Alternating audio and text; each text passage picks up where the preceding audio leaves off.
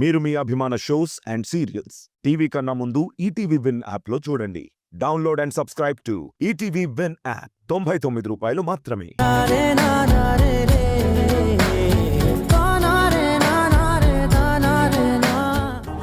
నువ్వు దేని గురించి ఆలోచిస్తున్నావు? అన్యాయంగా గోపిని అరెస్ట్ చేశారు. బయటికి ఎలా తీసుకురావాలా అని ఆలోచిస్తున్నాను. మరి నువ్వు దేని గురించి ఆలోచిస్తున్నావు? ఏముంది తారా, మా మావయ్యకి ఎలా సమాధానం చెప్పాలో అర్థం కావటం లేదు. సృజనకి నాకు పెళ్ళంటున్నాడు. వద్దని ఎంత చెప్పినా వినిపించుకోవటం లేదు. కానీ నా ఉద్దేశం కూడా ఒకటే, సృజన గోపిని ప్రేమించింది. సృజనకి మంచి జరగాలని కోరుకుంటున్నాను. తప్పకుండా జరుగుతుంది. గోపి బయటకొస్తాడు. నిర్దోషి అనే నిజం బయటపడుతుంది. అప్పుడు ఆదిత్య గారి మనసు మారి సృజన అని గోపిని ఒకటి చేస్తారు. అదేంటి తారా, గోపి నేరస్తుడు. ఇదివరకు కూడా ఎర్రచందనం స్మగ్లర్ అని ఇంద్ర చెప్పింది. ఇప్పుడు ఈ విషయంలో సాక్ష్యాధారాలన్నీ గోపి మీదే ఉన్నాయని ఇంద్ర మరింత కోపాన్ని పెంచుకుంది. అది కాక తన తమ్ముణ్ణి చంపిన కేసు ఇంద్ర అంత తేలిగ్గా వదిలేస్తుందా? గోపి బయటకొస్తాడా? ఇది అనుమానం మాత్రమే తారా. శ్రీకర్, ఎవరు ఎన్నైనా అనుకోవచ్చు, కానీ గోపి ఏంటో నాకు తెలుసు. తను తప్పు చేయలేదు, అది నాకు పూర్తిగా తెలుసు. అందుకే నిర్దోషికి శిక్ష పడదు అని నేను నమ్ముతున్నాను. న్యాయస్థానంలో న్యాయం గెలుస్తుందని నేను ఆశిస్తున్నాను. కానీ గోపి నిర్దోషని ఇంత కరెక్ట్గా నువ్వెలా చెప్పగలవు? తన గతమేంటో నీకు తెలీదు, ఇప్పుడు జరిగిందేంటో కూడా నీకు తెలియదు కదా. తన గతమేంటో తెలియకపోవచ్చు, జరిగిందేంటో ఊహించలేకపోవచ్చు, కానీ ఒక మనిషిని చూసి అంచనా వేయచ్చు కదా. గోపి తప్పు చేస్తాడు అంటే ఎవ్వరూ నమ్మరు. తనను తప్పుడు కేసులో ఇరికించారు అన్నది మాత్రం నిజం. తప్పకుండా గోపిని బయటికి తీసుకొస్తాను. సృజన ప్రేమని గెలిపిస్తాను.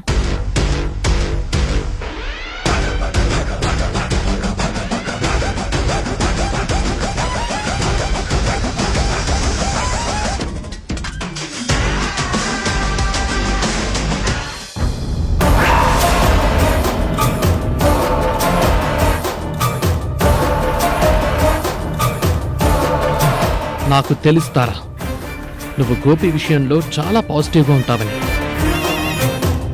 వాణ్ణి ఎలాగైనా సరే బయటకు తీసుకొచ్చి సృజనకిచ్చి పెళ్లి చెయ్యాలనుకుంటున్నావని మొత్తం నాకు తెలుసు. ఇదంతా నువ్వు చేస్తే మరి నేనేం చెయ్యాలి? ఆ పెళ్లికొచ్చి అక్షింతలు వేసి ఆశీర్వదించి నా ప్రేమ ఫెయిల్ అయింది, గోపి ప్రేమ ఫలించిందని ఊరుకోవాలా? నేననుకున్నది జరగాలి. గోపి బయటకి రాడు, సృజన నా నుంచి బయటకి వెళ్ళదు. ఇది నీకు తెలీదు. నువ్విక్కడున్నంత వరకు వాళ్ల వైపే ఆలోచిస్తావు. అందుకే నిన్నిక్కడి నుంచి ఎలా పంపించాలా అని నేను ఆలోచిస్తున్నాను.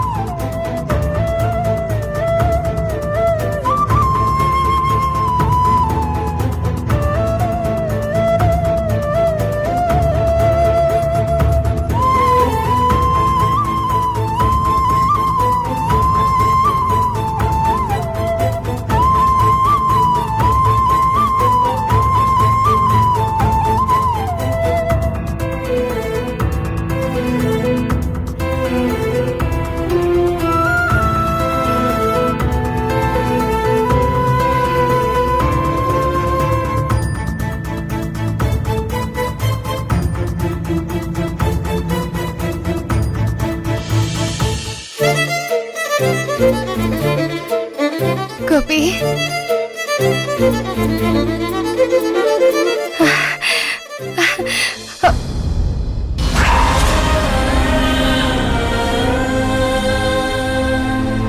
నా జీవితంలో గోపి లేడు.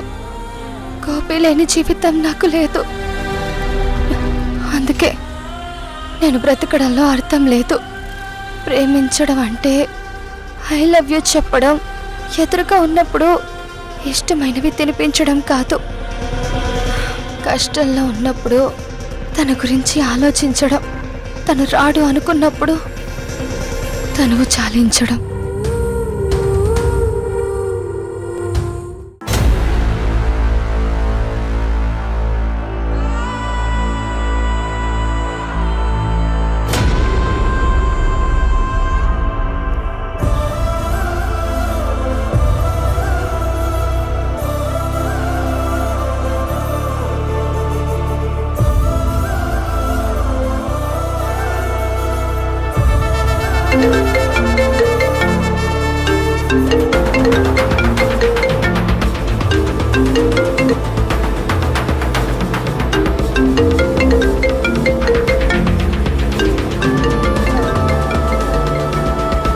సృజన ఏంటి ఈ టైంలో కాల్ చేస్తుంది?